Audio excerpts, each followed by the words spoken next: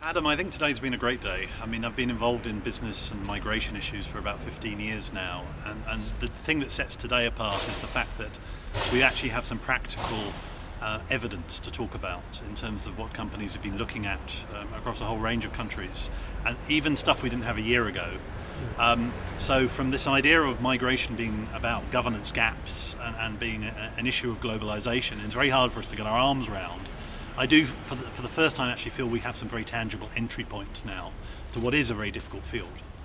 Governments need to take responsibility for this situation and make a commitment that the workers who come into their country, with the best will in the world, actually leave after 3 years with a benefit. This is not an awful lot to ask. So how can we do this?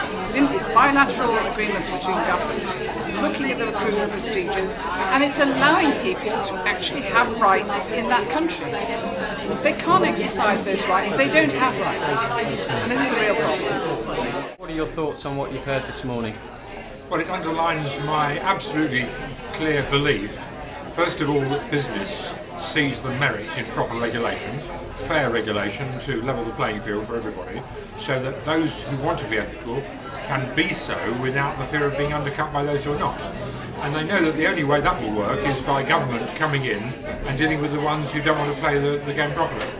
And secondly, listening to the work that's been done by some of those presenting today, what comes over very strongly to me is that while we're going in the right direction, there's an awful long way still to go before we can remove some of the pernicious habits of fee for work and so on, which can very easily lead to people being in bonded labour or even slavery. David, what's your message to the businesses that are here today? Well, I've literally just come back from the fault line, or one of the fault lines of this issue globally, from the border of Mexico and the US, El Paso and Juarez being the most dangerous city in the world.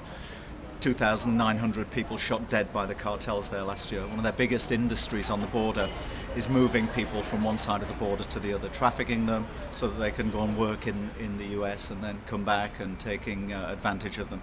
My message is that we need to get serious about the issue of migration. The United Nations don't have an organisation that looks after it. The international organisations that get involved are not very effective.